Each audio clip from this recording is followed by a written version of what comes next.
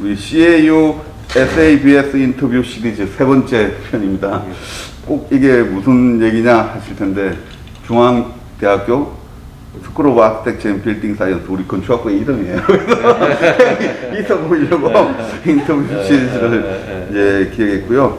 오늘은 에이텍 종합건축사 사무소의 김상길 대표님 모시고 이제 진행하려고 합니다.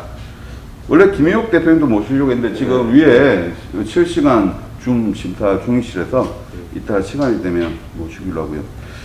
제가 조금 인트로를 하자면, 사적으로 우리 김상길, 김희욱 대표님은 거의 저한테 어떻게 보면 무협지의 사제, 사형 같은 게 있죠. 왜냐하면 시립 때 이제 그 김광현 교수님이 또 계셔서 그때 두 분이 또 수학하시고 또 이제 우리 저희 목에 오셔서 저도 거기에 다운에서 배우고 있으니까, 그래서 좀 엉뚱한 얘기로 시작을 해보면, 김광현 교수님께서 여러 차례 얘기한 게 있는데 이거 사실 확인 좀 필요한데, 본인이 그 김상길 대표님과 김희욱 대표님의 연결을 했다, 결혼에. 두 분이 교환하셨는데 뭐 이렇게 쭈삐쭈삐 하시는 것 같아서 적극적으로 나서서 연결을 해서 두 분이 결혼을 했다, 이런데 사실인가요, 그게? 그게 이제 뭐 이제는 얘기해도 되는. 사실은 이제 막 사귀기 시작했어요. 근데 이제 발표는 안 한 상태고. 근데 이제 김광현 교수님이 나를 이제 우리 소개를 시켜주겠다. 어떤 모임에서, 아마 스승의 날 모임이었는지 어떤 모임에서 교수님 오랜만에 뵀었는데 교수님이 저한테 그 앞으로 이제 사귈 여자를 소개시켜주겠다. 근데 그게 누구냐? 김희욱이다. 이렇게 그래서 감사합니다. 내적으로는 안 하고 있었고 아마 눈치채신 것 같아요. 근데 그거를 이제 제대로 이제 잘 가도록 이제 길을 터주겠다. 뭐 이런 의사였던 것 같은데, 아주 고맙죠. 그랬더니 학교 게시판에 그거를 A3로에다 직접 손으로 쓰셔서 김상길과 김희욱이 그 정식으로 만나기로 했으니 그걸 청구해서 많이들 도와줘봐. 이런 이제 방을 하나 붙이신 거예요. 그래서 그 바람에 이제 소문이 확 난 거죠. 그래서 한편으로 감사하기도 하고 한편으로는 좀 오버하신 것 때문에 그렇죠. 좀 난처하기도 하고. 아니, 요즘 시절이면 조금 뭐 그때 좀 약간 로맨틱한 그런 분위기가 좀 있었으니까 아주 재밌었죠. 그래서 감사하기도 하고. 제가 그 얘기를 이제 여쭤본 이유는, 사실 우리 건축계 당시만 해도 부부 건축가가 거의 없으셨잖아요. 그렇죠. 그렇게 많죠. 지수, 원정 선생 같은 걸로 계시지만, 근데 요즘은 굉장히 이제 사실은 많아진 시대고, 그래서 또 제가 조사해 봤어요. 그 장윤규 선생하고 인터뷰를 한 기록이 있더라고요. 맞아요. 그러니까 그때 평이 벌써 몇 년 전인데, 이제 우리 김 대표님께서는 굉장히 좀 인문학에 관심 많고, 또 우리 김희욱 대표님은 수학을 또, 저도 몰랐었어요, 그 인터뷰에. 수학도 정말 이성적이다 그러셨는데, 어쨌든 상보적인 지점은 있는데, 지금 생각해도 그 생각은 변함없이. 그렇죠. 우리 김희욱 대표가 원래 수학 전공으로 3학년에 다녔었어요, 다른 대학교. 저는 몰랐어요. 그러다가 4학년 때 사학을 포기하고 다시 그 재수를 해서 건축으로 다시 왔어요. 그러다 보니까 사고방식이 이제 뭐 수학에 기반한 뭐 이런 걸 꼭 갖다라는데, 사실은 그거보다는 굉장히 꼼꼼하고 그다음에 뭐 이렇게 논리적이랄까 그런데 되게 익숙한데, 저는 사실은 수학, 물리, 화학 이쪽에 젬병이 그쪽이 잘 안 되고 오히려 너는 이제 역사, 뭐 어학 뭐 이런 쪽으로 좀 훨씬 더 발달한, 상대적으로 보면 그런데. 그 우리 김희욱 그 와이프는 또 전혀 반대 성향이어서 그게 우리 작업하는데 어떤 영향을 미쳤는지는 잘 몰라요. 잘 모르는데 엄청나게 많이 부딪히죠. 많이 부딪히고 그래서 갈등도 있고. 근데 그런 갈등과 부딪힘이 그 작품을 이렇게 완성해 가는 데 있어서 뭐 또 좋은 영향력을 미친 것 같다, 이렇게 생각을 해요. 설계 경기할 때 뭐 당선이 많이 됐던 시절에 많이 싸웠는데 나중에 잘 안 되니까 우리 직원들이 요새 왜 안 싸우세요? 싸우셔야 당선이 되는데 그런 얘기를 할 정도. 싸움의 빈도와 당선의 빈도가 이게 비례하는. 아니 저도 지난달에도 저 대학원 제자와 또 학부의 같은 우리 중앙대 제자가 결혼을 했어요. CC니까 같은 부부건축가 얘기를 하는데 이제 어떻게 보면 학생들도 관심이 좀 있을 것 같아요. 이제 그러면 이제 부부건축가로서 장점은 좀 많을 것 같은데 혹시 충돌될 때는 어떻게 극복하는지. 그러니까 우리는 서로 둘 중에 한 사람이 양보할 때까지 싸우는 거죠. 조정이 없고 조정이 없어요. 양보할 때까지.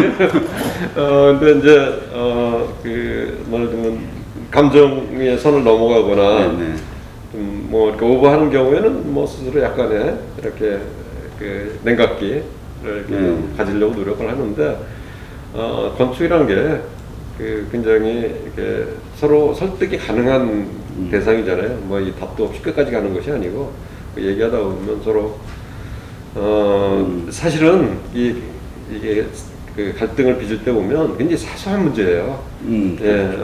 인면을 결정하는 데 있어서 패턴을 어떻게 할 거냐라든가 평면의 코어의 위치가 어디가 더 적합하냐 뭐 이런 문제인데 사실 얘기 서로 들어보고 뭐 이러다 보면 절충이 자연스럽게 되기도 하고 근데 요즘은 어떻게 하냐면 이렇게 건축주 만나서 그 건축주가 누구를 보고 얘기하냐 주로 나를 보고 얘기한다 그러면 그 프로젝트 내가 하는 거예요.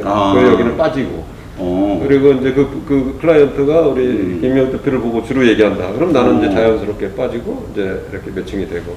그래서 우리가 정하는 게 아니고 클라이언트가 정하게 되죠. 하여튼 그게 정답이 될 수는 없죠. 그 장영철 전숙희 건축가 부부 같은 경우는 아예 처음부터 프로젝트를 따로 완전 독립재산체처럼 따로 한다는데 역시 그것도 케이스 바이 케이스. 케이스 바이 케이스.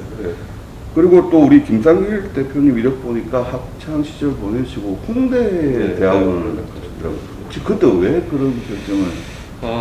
그때만 해도 사실은 대학원이 졸업하면은 군대를 6개월을 면제할 수 있는 그런 프로그램이 있었어요. 그래서 사실은 대학원 갈 생각 별로 없었는데 사학기 2학기 마침에 그 정보를 알게 된 거예요. 그래서 이제 부전히 준비를 해서 서울대학교와 홍익대학교로 시험을 봤는데 홍익대학교에 합격이 된 거죠. 그래서 가게 된 거고 시립대학교는 뭐 4년 배우면서 이제 떠나도 되겠다 이런 생각을 했다는 거죠. 뭐 특별히 어떤 뭐 이유가 있어서가 아니고.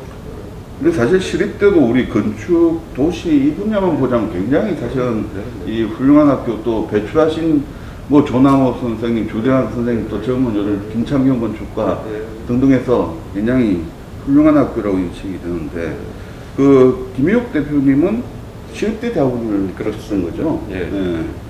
그러면 그러면서 어떻게 김 대표님은 저기 사무소 경험은 에이텍 전에 그 히림에 히림에 계셨던 거예요? 그러면서 제가 이제 군대를 제대하고 6개월 제대하고 2월달에 이렇게 제대를 하고 나왔는데 그때 이제 우리 지도 교수께서 뭐 글을 하나 발표하는데 저를 좀 도와달라고 그래서 그걸 좀 도와드리려니까 5월이 됐어요. 취직하려니까 이미 다 시즌이 아니죠. 5월이요. 그렇죠. 5월이 그래서 포트폴리오를 만들어가지고 제가 찾아다녔어요. 뭐 이런 저런 공승동에 있는 사무실들, 뭐 여의도에 있는 사무실들, 강남 사무실들 그러다 걸린 게 이름이죠. 그래서 그래서 이름을 들어와서 거기서 한 5년, 만 5년, 6년 차 때 이제 그만두고. 원래는 이제 사실은 건축사가 시험을 보고 그게 합격이 되면 유학을 가려고 했었어요. 그런데 난 당연히 될 줄 알았는데 떨어졌어. 발표를 보니까. 그래서 히림에다가는 그만두겠다고 이미 얘기는 해놨고. 그래서 건축사 그 당시에는 건축사 한번 좀 어려웠죠. 그거 뭐 막 이 사무실 그만두고 전념 몇 개월 동안 풀타임 공부해야 되고 막 이런 시절이라 유학 갔다 와서 다시 딴다라는 게 이게 쉬운 일이 아니겠다. 그렇죠. 생각이 들어서 이제 조그만 사무실에 실장으로 가서 거기서 이제 1년 더 있었는데 그리고 이제 자격증을 땄어요. 그랬는데 열기가 식었어 이제. 유학 가고 싶은 생각이 없어진 거예요. 근데 이제 그 있던 사무실에 그 대표께서는 자꾸 아침마다 이제 커피 마시자고 불러서 기업 준비 잘 돼가냐고. 근데 처음에 한두 마디 들을 때는 한두 번이었을 때는 이게 그냥 축하하는 말인가 보다 그랬는데 한 세 번째 들으니까 이게 빨리 나가란 얘기구나. 그렇게 들어요. 약간 등을 떠미는 그 당시만 해도 이제 건축사 자격증이 있으면 굉장히 많은 월급을 줘야 되는 그런 시절이니까. 건축사 숫자가 워낙 적었고 당시만 해도. 그럼요. 부담 들어오니까 이제 나가라고 그래서 자의반 타의반 이제 선배들하고 이제 어울려서 그때 이제 주대관 선생님도 같이 이제 어울려서 사무실을 이제 개업을 한 거예요. 그럼 처음에 에이텍은 여기가 사옥이 있던 여기는 아니었고 다른 데 있다가 삼성동에 이제 주대관 선생이 다른 사무실을 개업했다 거기 같이 조인하고 또 다른 선배 황희진 선배라고 한 분 계신데 그 선배하고 저하고 세 회사가 독립재산제로 한 회사를 만들어요. 그 회사 이름이 액토예요. 그 액토란 이름이 김광환 교수님이 이름을 지어주셨는데 맞아. 그 주대관 선생님도 액토라고 한참 쓰셨잖아요. 액토가 뭐냐면 우리 보케블러리 22,000이라는 책 있잖아요. 우리 대학교 다닐 때 공부하는 거기에 보면 액토 엔도가 있어요. 액토는 비욘드. 그래서 이 엑시스는 시스템의 약자. 그러니까 체계를 넘어서서 그런 타이틀인데 이거를 액토시스다 이렇게 김광 교수님이 이름을 지어주신 거예요. 근데 너무 어렵다. 이것도 기억이 나겠냐. 그래서 시스는 빼고 액토 그렇게 해서 이제 액토를 한 거예요. 근데 이제 제가 개업 초기에 일이 굉장히 프로젝트들이 계속 많이 있어요. 상대적으로. 연도가 대략 몇 년도? 94년도. 4년도. 그때는 일이 좀 많았을 때죠. 후배가 잘 친하지도 않은 후배가 저는 혹시 주유소 같은 거 할 줄 아냐고. 맞아요. 그래서 내가 그 주유소 전공이다. 그래서 이제 하게 되고 무슨 상가 건물을 문산에도 하는데 그걸 할 수 있겠냐. 그래서 상가 내가 제일 잘하죠. 와서 하고 뭐 이러다 보니까 이 프로젝트가 많아졌어요. 직원도 많아지고. 그래서 거기를 벗어나서 나 혼자 사무실을 이제 차리게 됐는데 그때 이제 액토와 뭔가 다른 이름이면서 연관성을 가져야 되고 그래서 이제 지은 이름이 에이텍이다. 그래서 좀 뭔가 느낌은 비슷하고 사실은 알고 보면 다르고 뭐 그런 고민이 있었어요, 이름에서. 안 그래도 여쭤보려 했거든요. 이게 에이텍이 아키텍처 테크놀로지야 뭐 사실은 액토의 연장된 이름. 그때 이제 만났던 클라이언트들이나 어떤 우리의 뭐 이 스테이터스를 유지하기 위한 그런 것이 이제 타이틀이 되게 중요하니까. 그런데 같은 이름을 또 쓸 수는 없고 떠나니까. 그럼 94년도면 저도 기억하는 게 그때 저도 이제 그때 막 1호제에서 가게 됐는데 그때가 종합건축사 면허라고 소장님이 세 분이 있어야지만 뭐 우리 200평 이상인가 할 수 있었으면 보이셨다가 그 법이 이제 없어지면서 다 각자 독립적으로 하던 그 시기랑 비슷한 것 같고. 그래 96년도에 떠난 거죠. 94년도에 시작해서 3년 정도 있다가 96년도에 떠났어요. 그리고 그때가 저도 기억하는 게 우리나라에 사실 일이 굉장히 많았던 때인데 곧 1, 2년 뒤에 우리가 IMF를 97, 8년을 맞이하면서 보통 어려워지는. 그러면 이제 그 막 독립하시자 에이텍도 마찬가지였을 것 같은데요. 98년도 되면. 그러니까 96년도에서 이제 2000년 사이에 삼성동에 이제 사무실을 얻어서 있었는데 그때 이제 그 설계 경기 공공 프로젝트를 하기 시작했어요. 그 당시에. 그전에도 조그만 그 공공 프로젝트를 현상공부 당선을 하다가 그때 이제 본격적으로 했는데 성북구에 영화기념관이라는 프로젝트가 있었어요. 그 경쟁률이 굉장히 있었어요. 36개 팀 정도 왔는데 민선주 선생이 2등하고 조성훈 선생이 3등하고 뭐 그런 되게 하여간에 쟁쟁한 분들과 붙어서 거기서 1등을 했어요. 근데 그 이후로 뭔가 되게 자신도 생기고 그래서 이제 사실은 IMF 왔을 때 저희는 공공 프로젝트를 주로 많이 했었어요. 그러니까 거의 영향을 안 받고 오히려 더 도와주는 거예요. 당선되면 상금급이라고 해서 먼저 돈을 주잖아요. 상금급을 50% 받아가라. 우리 돈도 안 줘도 되는데 막 먼저 받아가라고 그러고 뭐 종용하고. 그래서 오히려 도움을 받았죠. 제가 기억해 보니까 98년도 우리 후배들 중에 이렇게 병역 특례 형식으로 갈 때 우리 에이텍에도 몇 친구 갔던 것 같아요. 그래서 다른 데서는 좀 한가한데 그때 여전히 에이텍은 굉장히 바빴던 기억이 제가 나거든요. 근데 이제 에이텍의 어떻게 보면 대표작이라고 제가 이렇게 보니까 의외로 원래 민간 프로젝트를 많이 하시고 아무래도 우리 주상복합 같은 이런 상업적인 것도 많이 하셨는데 뭐 서울시립아동병원, 뭐 신월동 종합사회복지관, 또 저도 직접 봤던 그 서울시립의 마포 실버케어센터 이런 또 복지형 시설, 공공복지형 시설을 굉장히 어떻게 보면 많이 했어요. 어떻게 이쪽을 하시는 그게 그것도 되게 재밌는 사연이 있는데 그 시립대 교수분 중에 이특구 교수님이랑 돌아가셨는데 돌아가셨죠. 그분이 의료복지시설 학회를 회장을 하셨는데 그 학교에서 1년에 한 번씩 일본 서베이나 외국 서베이를 갔어요. 근데 한 해는 일본에 예약을 했는데 그 가기로 했던 사람들이 많이 펑크를 내서 저한테 전화를 하셨어요. 거기 좀 자리를 메꿔라.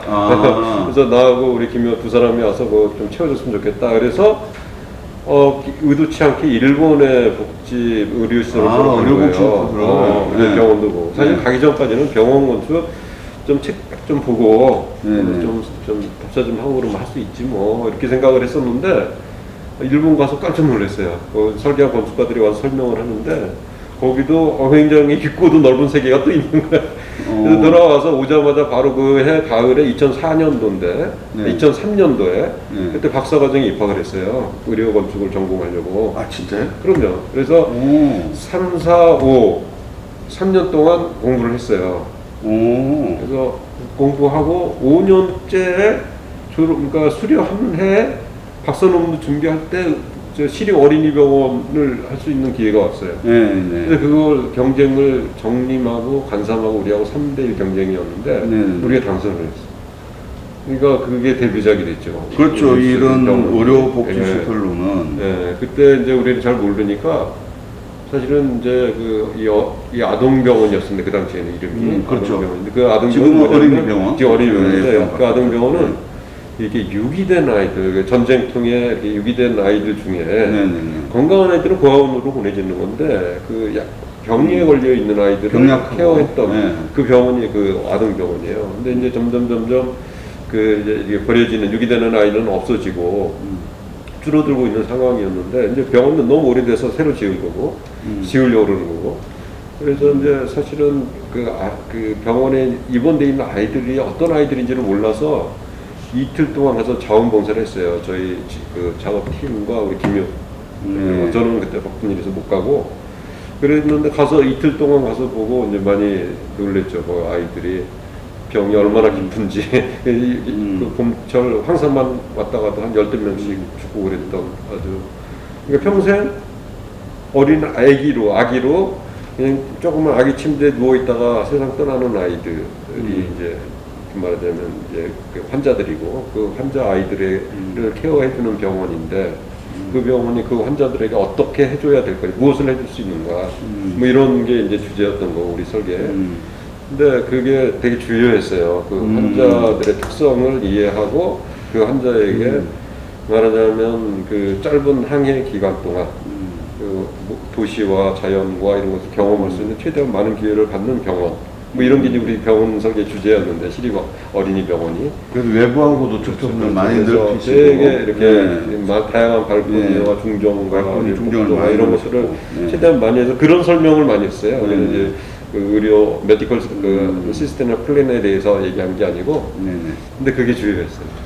그게 당선이 됐어요. 그렇겠네. 왜냐하면 사실 우리나라에서 정림과 간삼이면 대형 병원 쪽으로는 거의 뭐 독보적인 투탑의 회사 아닙니까, 그죠? 뭐 우리가 알고 있는 웬만한 종합 대형 병원은 다 거기서 하시는 곳인데 아무래도 그쪽은 기능적으로 좀 풀었을 가능성이 있고 또 우리 에이텍은 굉장히 사용자 중심으로 좀 시각으로 이제 풀었던 게 있고 그래서 역시 저기 아마 인상적인 거는 저는 그 마포 실버 케어 센터였던 것 같아요. 왜냐면 그건 제가 직접 보기도 했고 평면을 보면서 이게 노인분들의 어떤 공유 주택 같은 진짜 이게 거주 공간 같은 식으로 실버 케어 센터지만 그 작품 또 에피소드나 재밌는 얘기 이제 사실은 우리나라가 일본을 많이 따라가고 있잖아요. 근데 일본이 이제 고령화가 되게 빨리 가고 있고 그래서 의료 건축학계에서 일본 그 답사를 갈 때마다 의료시설들을 아니 이제 노인시설들을 많이 봤어요. 그래서 저도 그 뒤로 계속 따라다니면서 보게 됐고 90년대 말 2000년대 초까지만 해도 그 당시 그 일본이 한 그 이 실버 케어 센터에 800명씩 있는 그런 군대지 막사 같은 그런 이제 그 실버 케어 센터인데 그게 줄어들기 시작했어요. 그래서 그룹홈이라고 해서 한 열 몇 분 정도가 하나의 가족을 이루면서 이렇게 살아가는 당시. 근데 요즘에는 한 5-6분만 가정주택 같은데 요양사 5명, 노인 6명 이렇게 해서 이렇게 하나의 가족을 이루면서 살고 있어요. 근데 800명이었을 때 그 노인들은 웃음기가 하나도 없어. 다 무슨 예 긴장해 있고 지쳐 있고 뭔가 좀 수용도 굉장히 괴로워하는 그런 분위기였는데 5명으로 줄었어요. 6명으로 줄은 그 가정주택에서 제일 행복해요. 같이 옷도 같이 개고 빨래도 개고 뭐 이렇게 하면서 되게 몸은 상태는 안 좋지만 같이 웃으면서 막 이러는 모습이 너무 보기 좋더라고요.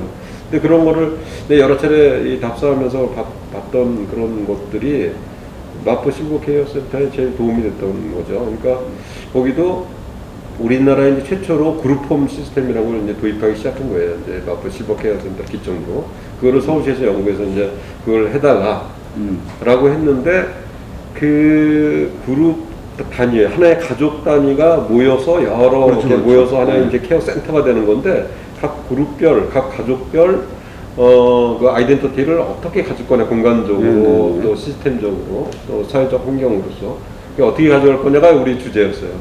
그래서 이제 하나의 건물이지만 이게 5채의 집이 모여서 하나의 동네를 이루는 그래서 건물을 5개 그 메스로 나뉘고 5개의 메스가 각각의 이 박공지붕을 갖는 그런 형태로 이렇게 다르게 나눠진 거죠.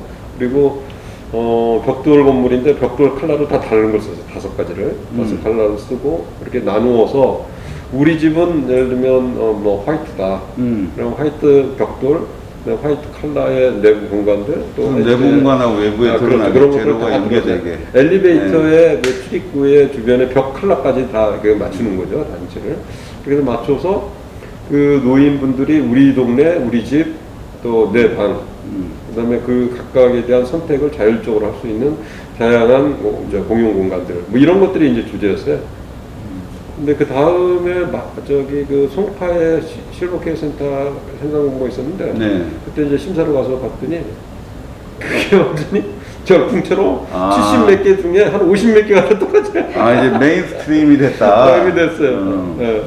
사실 2가지로 유추해 볼 수 있죠. 워낙 어떻게 보면 전형이라고 우리가 부르는 그렇죠. 프로토타입이 좋은 게 나와서 가능성도 있고 아니면 우리 시대가 또 그런 디자인을 그렇죠. 요구하는 대로 가는 수도 있고.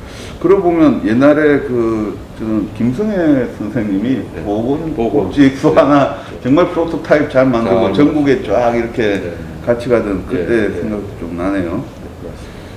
그리고 또 제가 이런 의료시설의 홈페이지에서 특이하게 봤던 게 저도 잘 몰랐는데 제주에 수녀원을 또 조그맣지만 했더라고요. 굉장히 뭐랄까 원형의 공간으로 이타미 준 선생 같은 그런 세련됨도 생각나고 또 제주 어떻게 이런 그게 메인을 기획 아니면 같이 클라라 스톤인데 근데 제가 사실은 이제 성당에 뭐 그 결혼할 때부터 이제 카톨릭 신자인데 그렇죠. 잘 이렇게 활동을 안 하다가 한 2010년 경부터 이렇게 이제 성당에 적극적으로 이제 그 봉사도 하고 참여를 하고 있어요 지금도. 그런데 이제 거기에서 지인의 요청으로 그 클라라 수도원에 잔문을 좀 해달라고 그래서 제주도를 한번 갔었는데 이미 설계가 다 끝난 프로젝트예요. 근데 그 수도원을 무슨 펜션처럼 설계하는 거예요. 근데 이미 해놓은 걸 어떻게 해? 근데 보니까 그 5월달인데 그 수녀님들이 막 그 토포에 목걸이에 두꺼운 양말 신고 나오셨더라고요. 단열을 좀 자세히 보자. 그리고 이제 자세히 보면서 제가 이제 몇 가지 고쳐줬어요. 이렇게 하고 그때 저를 부른 이유가 이 신부님이 이 강론하는 제대상의 뒤를 창문으로 크게 뚫어놓은 거예요. 그러니까 수녀님 16분인데 거기에 반씩 딱 나눠서 반은 말도 안 된다. 근심 생긴다 그러는데 말하자면 그 미사 동안 저 밖을 바라보고 있으면 집중이 되겠냐.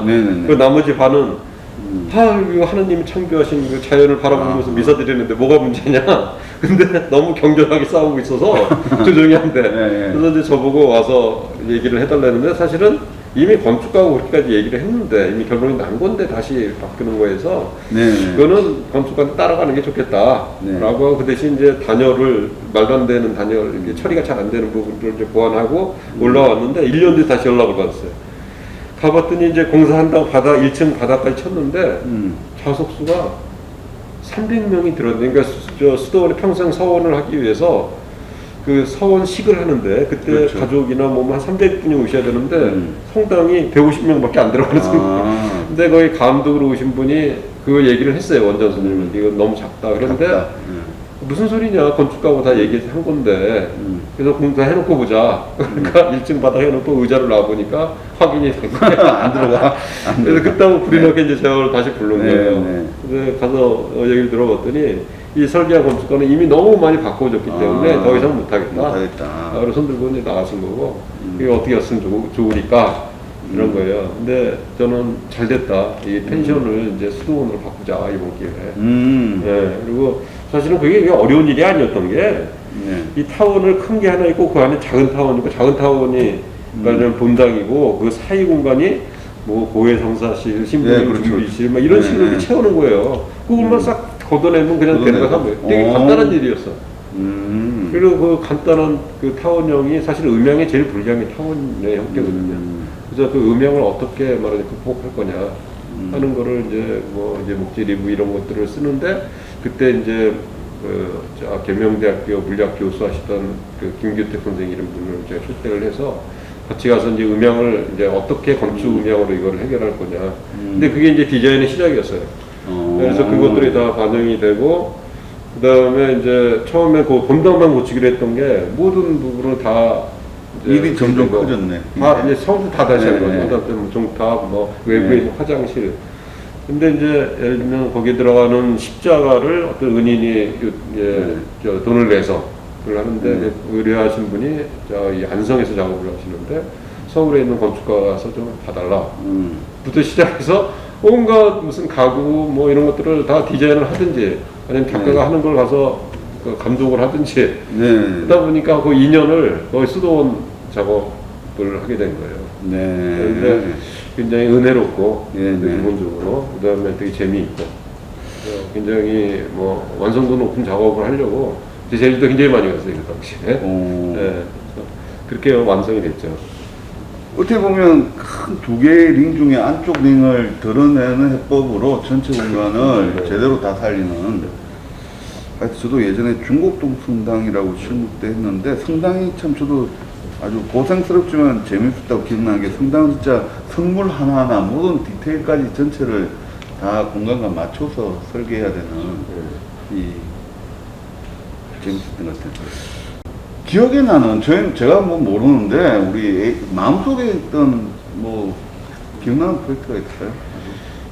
이제 저 옛날에 이제 그 영통에 수원 영통에 도서관을 하나 이렇게 그 설계 공모를 했는데 이제 영통하고 수지에 공공도서관 2개의 설계 공모가 토지공사에서 그 당시에 토지공사에서 이제 발표가 나서 2개를 동시에 냈는데 2개 다 우리가 당선이 됐어요. 근데 당선이 될 때 원래는 하나씩 따로따로 하는 건지를 모르고 난 2개를 동시에 했는데 2개 다 당선이 된 거예요. 그래서 이제 물론 이제 1개는 나중에 지어지고 1개만 먼저 지어졌는데 그 당시에 사실은 도서관이 그냥 책을 저장하고 책을 읽는 공간이 아니라 그 책이라는 컨텐츠를 통해서 그 지역사회에서 할 수 있는 일이 굉장히 많다. 그다음에 뭐 창업지원이라든가 어린이 뭐 방과후 돌봄이라든가 뭐 굉장히 많은 뭐 지역 공동체 중심으로서 뭐 활동할 수 있는 굉장히 많은 것들을 사실은 나 제안하고 그렇게 하기를 바랬는데 그게 토지공사의 뭐랄까 그 둔중한 그 굴러가는 그 그렇게 힘이 그래서 그냥 싹 압살시키고 지나가는 느낌이 그러니까 그런 거를 아무래도 안 받아들여지더라고요. 발주처가 토지공사잖아요. 이게 토지공사에서 그 지어서 이제 기부채 나가는 거니까 그냥 비용 들어가는 것도 그렇고 혹시나 조금이라도 클레임이 걸리면 곤란해지니까 가장 전형적인 네. 가장 보편적이고 평범한.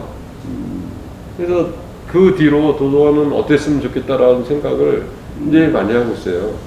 하이사 그때 그 생각을 하셨으면 우리가 한 2, 3년 전에 그 공전의 건축계 아주 유명해진 구산동 도서관 마을 같은 게 사실 그 지역사회에 네. 녹아들고 네. 또 지역사회 거점 공공건축의 중심이 되고 또 한편으로 요즘 대형 도서관은 또 책이 없어지는 시대에 어떻게 그렇죠. 디지털화되냐 또 뭐 유명한 시애틀의 이제 우리 램의 도서관처럼 변화를 그럴 텐데 어쨌든 조금 저도 짐작은 됩니다. 이게 뭐 학생들 듣기에 토지주택공사의 그 사업이 얼마나 고생스러운지를 좀 말씀드리기는 뭐해서 이 정도까지 하고요.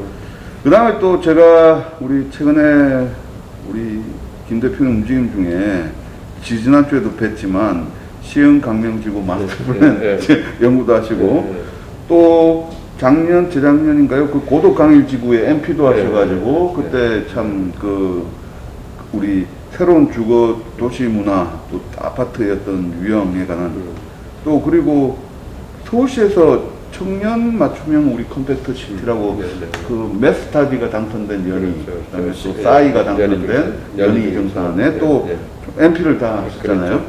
이제 그걸 보면 확실히 이제 좀 건축을 넘어서 도시까지 있는 건축 도시가 연계된 어떤 분야로 이제는 좀 뭐라고 할까 MP로서의 기획자 뭐 이런 역할을 많이 하시는 것 같아요. 그래서 이런 분야 공공건축과 도시에 관해서 또 어떤 생각을 가시는지 한번. 저는 이제 그 우리가 사실은 공공건축이나 우리 작은 건축이라도 우리 들 관심이 있어 하는 것이 이제 그 사회적 시스템이라고 할까 이 어떤 사회를 말하자면 사회가 그 안에 담겨지기를 기대하는가라는 거를 조금만 좀 넓혀서 생각하면 사실 연희 증산할 때 가장 획기적인 게 뭐였냐면 하우징 설계인데 설계 공모에 세대수를 안 주고 몇 명을 수용할 거예요. 청년 몇 명이 수용하는 주거 주택을 주거 단지를 말하자면 인원수로 제한해라. 그래서 뭐 코어하우징이든 아니면 1인실이든 2인실이든 그런 그 건축가의 어떤 상상력 이런 거를 많이 요청을 했는데 제가 그 광명 시흥 그 보금자리 주택이었었는데 원래 이명박 MB 정부 때 보금자리 주택으로 지정이 됐다가 박근혜 정부 때 잠시 이제 공급에 대한 게 이제 넘쳐나서 그때는 이제 공기업의 부채 비율 이게 문제가 돼서 그게 다 캔슬된 적이 있어요. 그 1,500만 제곱미터 정도는 500만 평짜리 분당이 700만 평이니까 분당보다 약간 작은 그런 정도의 대규모 땅인데 그 땅을 25년까지 한 시간을 정해주고 주민이 직접 도시계획을 이렇게 제안할 수 있도록 법으로 정해놓은 거예요. 근데 주민이 그걸 할 수 있는 게 아니잖아요. 그래서 이제 그런 그 요청이 저한테 참여해달라는 요청이 와서 제가 2019년에 그 주민들과 만나서 도시계획을 시작했어요.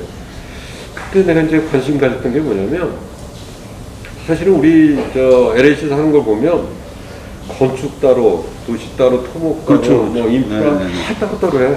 그러다 보니까 우리 고덕강이나 MP 할 때도 그게 제일 큰 문제였는데 하다못해 페이빙이 그 가로에 있는 페이빙과 단지 안의 페이빙과 이게 사실은 잘 연결이 돼서 가로와 단지가 사실 통합이 돼야 되는데 그게 연결이 안 돼. 타이밍이 안 맞아 일단. 타이밍이 안 맞고 또 주체가 다르고 그래서 이번에 고덕강이랑 때는 모든 주요 분야들 건축, 도시, 뭐 조경, 뭐 토목 인프라, 교통, 그다음에 스마트 시티를 계획하는 스마트 시티 전문가 이런 분들을 국내와 외국, 뭐 스페인, 또 이탈리아, 뭐 이런 우리 직접 가서 거기 전문가들 만나고 그래서 12명의 전문가들이 같이 참여해서 그 계획안을 만든 거예요. 그래서 요즘에 사실은 또 그 건축정책위원회에서도 되게 관심이 건축과 도시를 통합하는 통합 디자인에 대한 어떤 그런 앞으로의 방향 그런 걸 되게 관심 갖고 하는데 그거를 실천을 해보자라는 거였죠. 그리고 그 고덕강일 같은 데서 우리가 법 때문에 못했던 것들, 뭐 인성관계역이라든가 뭐 건폐 명령률 뭐 이런 것들 때문에 법 때문에 못하는 그 경계를 한번 좀 깨트려 보자. 그래서 처음에 사실은 제가 고독강인한테 제안했던 거는 100개 동 정도가 들어가요. 만세대. 그래서 100명의 건축가가 동시에 다 하자. 네네. 아예 합동을 그냥 아예 다 분리해서 건축가 100명이 그 네덜란드의 그 소위 로우 하우징 시스템 하듯이 전체 그 윤곽만 마스터 플랜 정하고 나머지는 다 100명 건축가가 다 동시에 같이 하면 얼마나 풍성하고 재밌는 건축이 되겠냐, 얼마나 그런 단지가 되지 않겠냐. 근데 이제 뭐 법적으로 뭐가 안 되고 뭐 무슨 어려움이 있고 뭐 공동주택 아니 그 주차장은 어떻게 할 건데요부터 시작해서 그렇죠. 뭐 여러 이유를 대서 그런 이제 거부가 됐고 그래서 사실은 이제 MP를 그때 그만두려고 그랬었는데 그때 이제 돌아가신 그 박 시장님이 사실 요청하신 거고 또 그 박 시장님의 요청으로 그 당시에 서울시에서 저한테 강력하게 또 다시 하던 대로 다 할 테니까 합시다. 그래서 이제 설계 경비 공부 그 경기할 때 그 모든 지침이나 심사위원 선정이나 모든 것들을 다 MP하게 일임하겠다. 뭐 이런 조건으로 다시 제가 하게 됐죠. 그래서 결과적으로 거기에는 우리나라의 빅펌들 하우징 마니아 빅펌들이 다 빠졌어요. 거의 다 빠지고 그렇죠.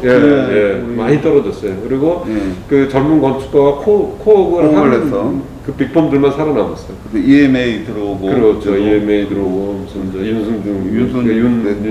윤승현 선생 들어오고 다 그런 식으로 저기 저 지금 최근에 회장하는 누구죠?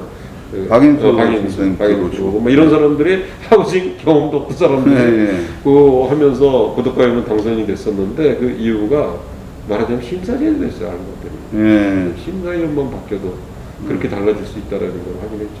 근데 이제 거기에 실질적으로 MP를 당선하고 나서 여러 어려움을 가졌던 게 그래서 통합 설계가 우리나라 시스템에서 쉽지 않다. 그렇죠. 그거를 이제 많이 확인했고 어떻게든 맞춰보려고 그때 저 같이 그 MP를 참여해줬던 분들이 박인석 교수님, 박조수 교수님, 강인우 교수님 세 분이세요. 제가 이제 모시고 이제 시작을 한 거죠.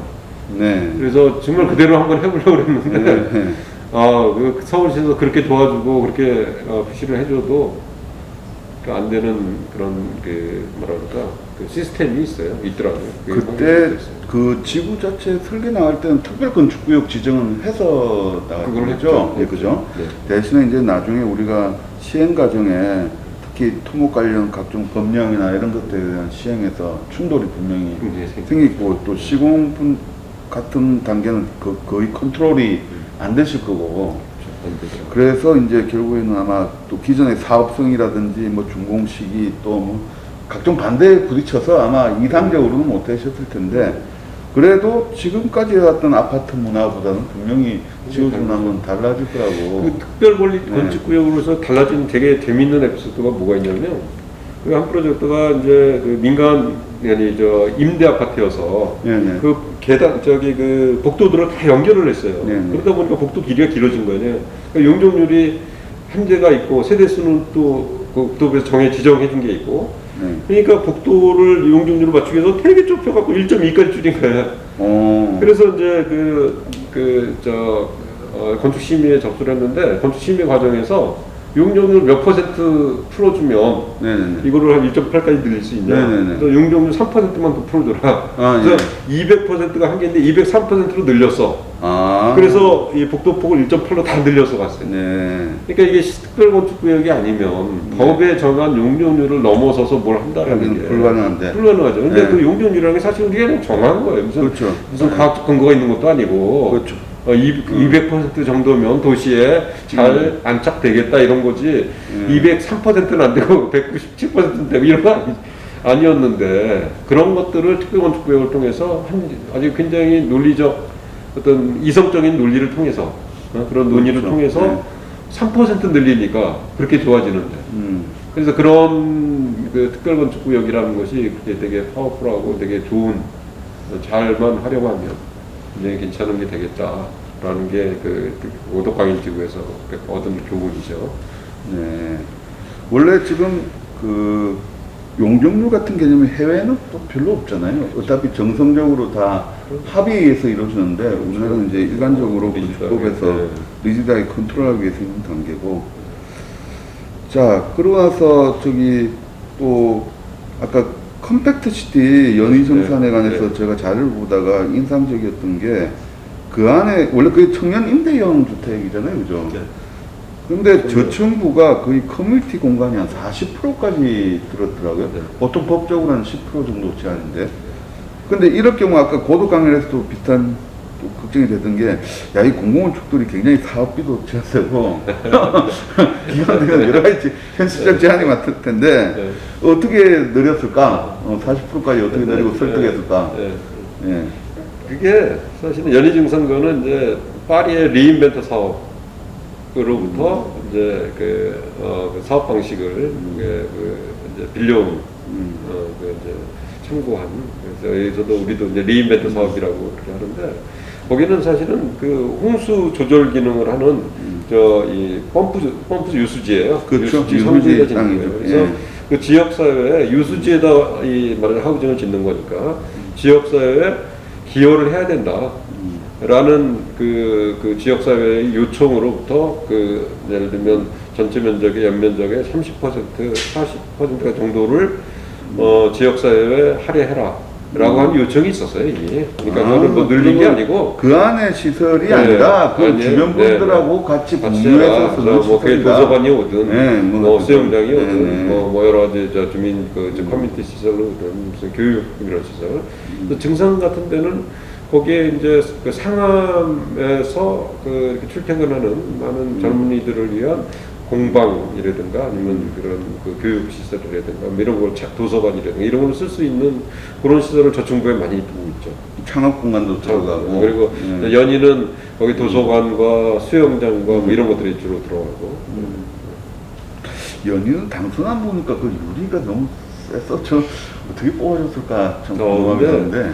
그 당시에 이제 그 메스 스터디 그 조민 선생이 프리젠트 전할 때 사실은 굉장히 쟁쟁한 프로젝트들이 있어요. 황두진 선생이 2등하고 뭐 이렇게 올라왔는데 거기에 이제 결정적으로 그 강력한 그 아트리움과 그 안에 수영장이 들어가고 그렇게 했는데 청년 임대주택을 어디까지 럭셔리하게 하면 어디까지 할 수 있을까? 그 극치를 보여준 거예요. 그 극단이 어디까지 할 수 있는지. 그래서 공간을 다 아껴갖고 다 세이브해서 한 군데 다 모아서 거기다 수영장을 넣어서 우리 집에서 복도에서 문만 열고 나가면 수영장이다. 거기 사는 청년 얼마나 해피하겠느냐. 그게 얼마나 동안 오래 살 수 있을지, 얼마나 많은 돈이 들지, 이거는 뭐 그 다음 문제고,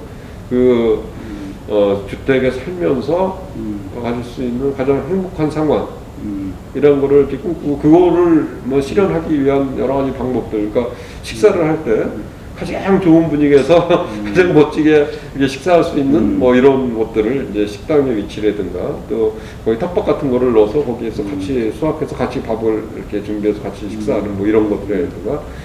그래서 우리가 그 프로젝트 통해서 건축가한테 요구했던 거는 그 젊은 200명의 청년들이 모여서 어떤 사회를 말하자면 만들어갈 수 있는 거 있을까라는 것을 제안해달라라는 게 요청이었고, 그런 것들을 이제 형태적으로 드러낸 게 가장 잘한 게 이제 좀 프로젝트였죠. 사실 어제 저도 그 국토부 과제 중간 점검에 우리 공유주택이 법적으로 좀 지위가 없다. 그게 이제 민간임대주택 특별법에 모법 4조에만 국가의 지원이라는 4조항에 공유주택을 지원한다라는 아주 편언성 문구만 있고, 그렇죠. 시설 기준이라든지 뭐 그에 관한 지원 이런 게 디테일이 시행령에 아무 데도 없어. 우리가 어떻게 마련하냐 고민했는데, 서울시 같은 지자체 단계에서는 사실 자발적으로 좀 이렇게 좀 특별한 시도를 해볼 수 있잖아요, 그죠? 그래서 그런 성과로 지금 이렇게 새로운 이런 유형, 그것도 유수지 같은 곳을 활용해서 하는 프로젝트가 저희들의 공공주거로 새로운 롤모델로 나오는 것 같고요. 그래서 자연스럽게 이어서 지금 한 2, 3년간 서울 건축 포럼에 지금 또 의장을 하시잖아요. 어떻게 보면 이제 건축가가 크게 자금만한 게 아니라 각종 이렇게 아까 MP 활동도 얘기하고 지금 이제 듣겠지만 서울건축포럼 활동도 하시고 또 지금 김희옥 대표님은 5기의 국가건축정책위원회 또 활동을 활발히 하셨고 그래서 어떻게 보면 건축가의 사회적 역할로 먼저 서울건축포럼 소개와 이제 어떤 활동을 하시는지 좀 간단히 말씀드립니다. 서울건축포럼은 2012년도에 오세훈 시장이 최초로 이제 서울시 공공건축가들을 이제 모집을 해서 발표를 했었어요. 저도 그때 이제 공공건축가로 위촉을 받았고 중견 NPO형으로 되셨나요? 그때는 NPO로 구분 없었고 그때는 60명 정도를 뽑았 60명, 70명들을 뽑았어요 그 당시에. 그래서 뽑고 나서 이제 그거를 뭐 이렇게 나누기도 하고 뭐 이랬는데 그때만 해도 좀 뭐 중진 뭔가를 뭐 들어왔던 것 같긴 한데 그렇게 됐는데 그게 2년마다 매번 이게 늘어나면서 전체 그 MP였거나 아니 저 공공건축가였거나 공공건축가로 활동하고 있는 건축가들 인원이 되게 많아지고 뭔가 활동을 많이 하는 거에 비해서 사실은 그 서울시 공무원들과의 관계에서 이게 되게 매끄럽게 잘 대응되고 있지를 않는 부분이 많아요. 그러니까 사실은 좋은 프로젝트를 거의 공사 수준에서 잘 도와줬는데 그렇죠. 거기에 약간의 용역비 이제 형식의 설계비를 주고 너무나 많은 일을 시키거나 무슨 책임을 묻는다고 뭐가 잘 안 됐을 때는 너무나 과도한 요구를 하거나 막 이런 것들이 되게 많았어요. 그리고 공공건축가의 활동을 모니터링하고 그것을 어떻게 좀 발전시켜 나가야 될지에 대한 고민을 공공건축가 내부에서 스스로 좀 할 필요가 있겠다. 그래서 그걸 좀 공공건축가들이 모여서 뭔가 조직을 만들고 공공건축가들을 보호하고 또 공공건축가들의 활동을 뭔가 체계적으로 이렇게 만들어갈 수 있는 시스템을 만들자라는 이제 그런 무브먼트가 내부에 시작됐죠.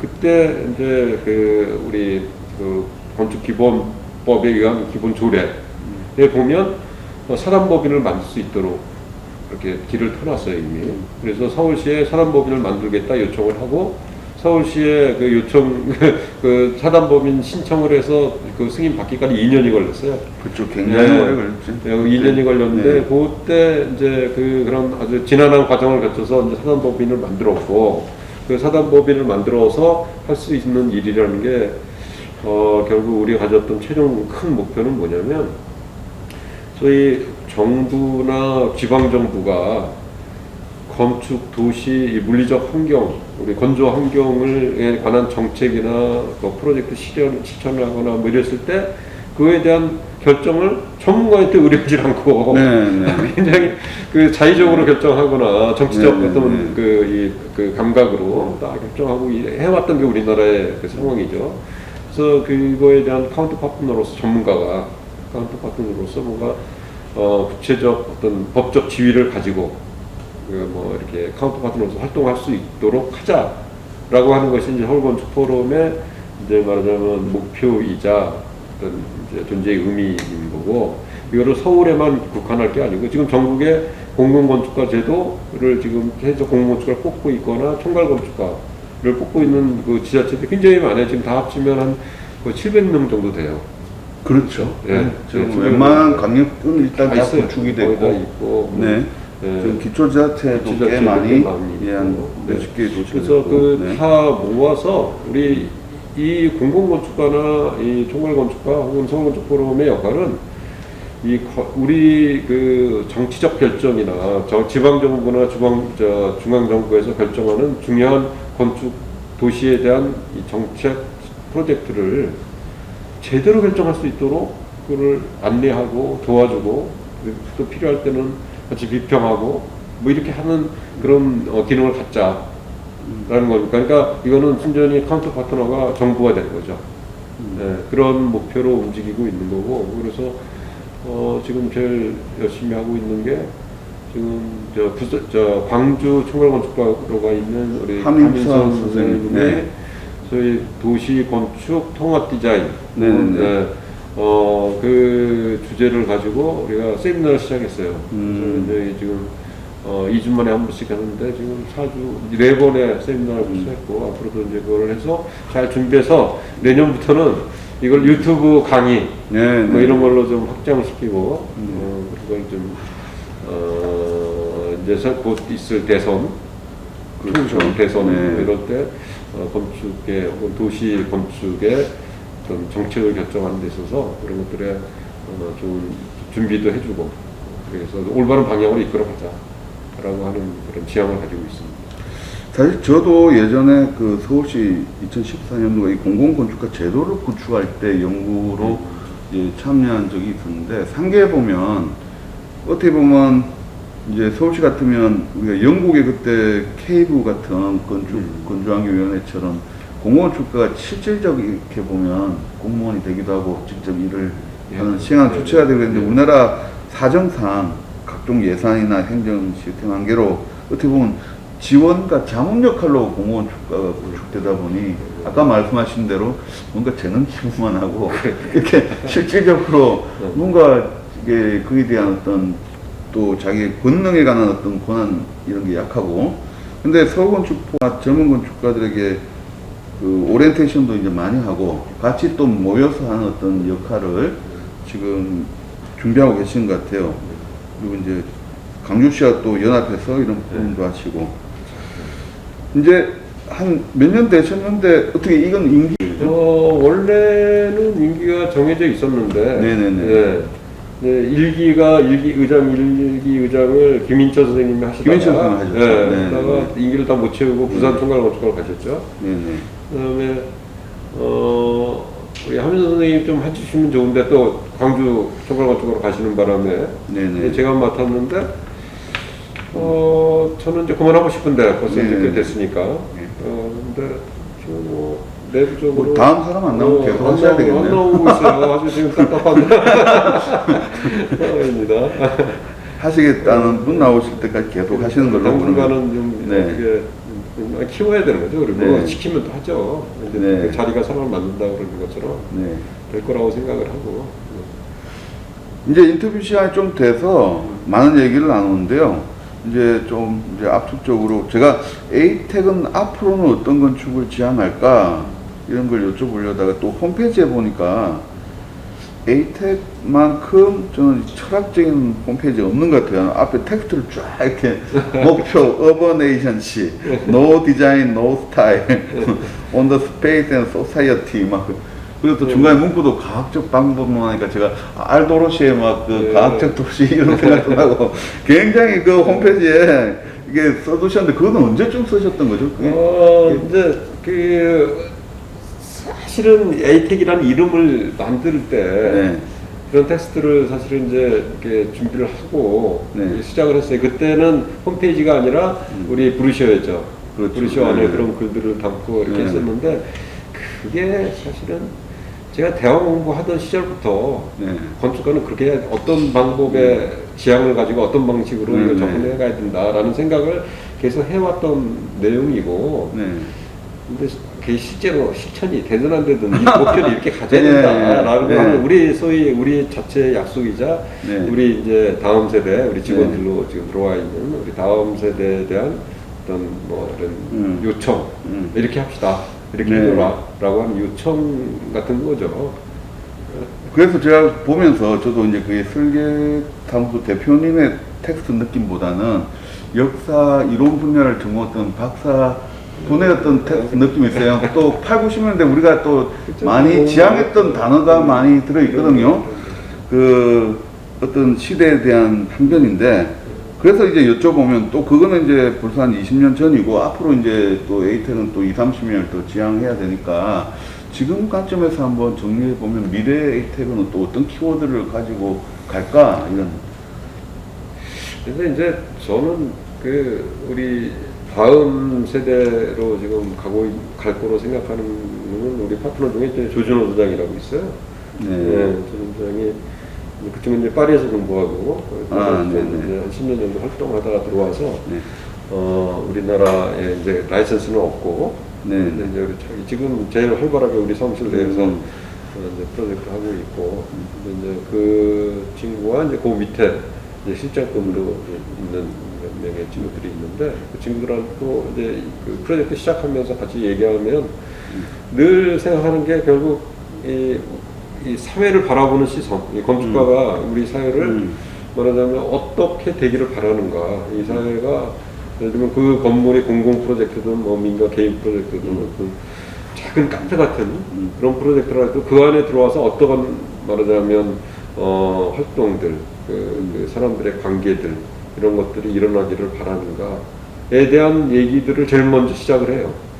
그래서 그런 것들에서 뭐 생겨날 수 있는 어떤 뭐 사건 같은 거, 혹은 어떤 분위기, 어떤 뭐 그런 환경 이런 것들이 물리적으로 이렇게 실천이 된다면 어떤 것들이 만들어지겠느냐 뭐 이런 얘기들을 많이 하는데 결국 이게 우리는 건축을 통해서 건축이 최종 목표가 아니라 건축을 통해서 조금이라도 이렇게 좀 더 나은 좋아지는 사회를 지향하는 거죠. 우리 설계라고 하는 것도 설계를 통해서 우리가 사업적으로 굉장히 많은 돈을 벌고 뭐 그런 거 생각한다면 설계하지 말아야 돼. 나는 훨씬 돈 잘 버는 거 굉장히 많은데 그거 아니고 우리는 이제 건축을 어떤 선택을 했고 또 건축을 통해서 할 수 있는 많은 일들이 있는데 그 중에는 우리 사회를 바라보는 시선, 사회를 조금이라도 이렇게 나아가도록 이렇게 만들어가는 힘, 노력 이런 것들이 이 안에 깃들여 있다. 이걸 소중히 여기고 이거를 좀 잘 키워나가자라고 하는 것이 저는 목표죠. 건축이 중요하긴 한데 어쨌든 그게 그 자체가 목표는 아니고 그렇죠. 건축도 결국엔 우리 사회를 뭔가 변하는 방향으로 변화시키기 위한 중요한 역할로서 이렇게 또 그러다 보니까 사회가 어디로 바뀔지에 관한 그렇죠. 지점을 우리가 끝없이 봐야 되는데 당장 건축을 정하기가 쉽지가 않은. 자, 오늘 긴 시간 인터뷰를 해주셨는데 끝으로 아주 짧게 우리 중앙대학교 건축학생들에게 한마디만 마지막으로 이제 남겨주시면. 저는 우리 건축 전공 학생들에게 그런 생각을 들어요. 건축을 통해서 할 수 있는 일이 굉장히 많다. 그게 설계도 있지만 뭐 하다못해 요즘은 무슨 가전제품 하는데 무슨 IT 업계에서도 건축이라고 하는 공간 지각 능력 이런 것들을 굉장히 중요하게 생각하잖아요.